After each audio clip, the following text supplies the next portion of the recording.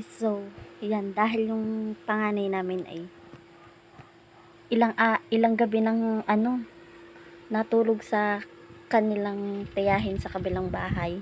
Pagsala sa kanyang ninang Maksali kay na Tita Maxine niya. So, ayan, naisip na ni Ronel na ipag-ano ko ng damit at pauwiin ko tapos padala ko yung mga damit sa kanya.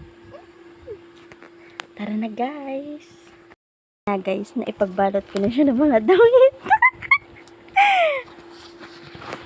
Kaya ang magiging reaction niya.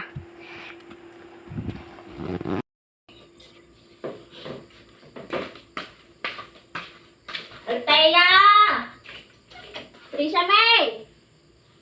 Trisha May!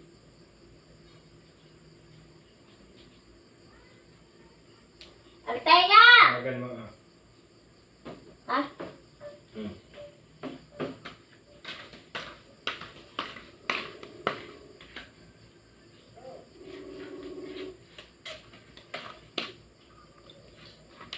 Hoy! Umuwi ka din eh. Pumantay ka muna saglit.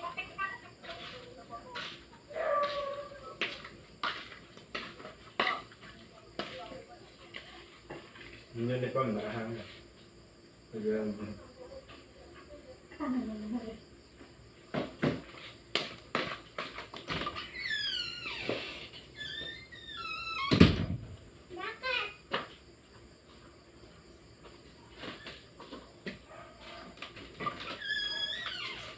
Ano? Gabi-gabi kang nasa kahanggan. Ayan, ang bag mo. Dalhin mo. Oh. Ah. Dalhin mo. Huwag ka uuwi, ha? Ah. Ah. Ano? Magano ka dyan? Pumarne ka, linte ka, pumarne ka. Pumarne ka.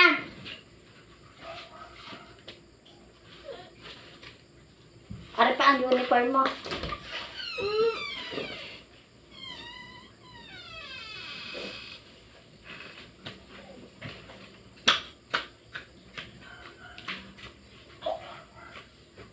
PE bukas ano, PE?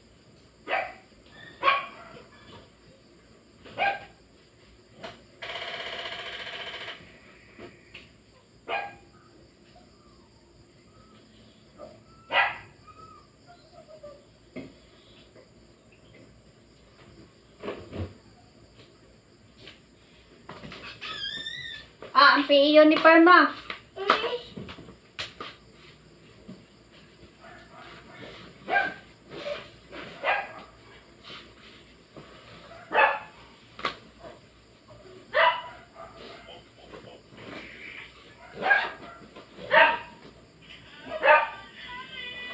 Ano?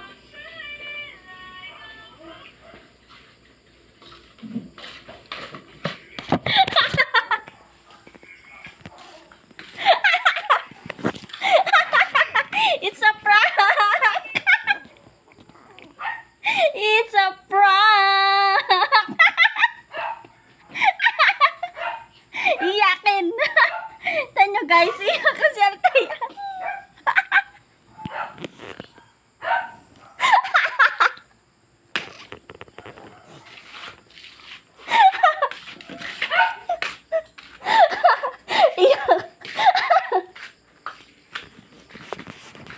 Okay, nag-ready ka.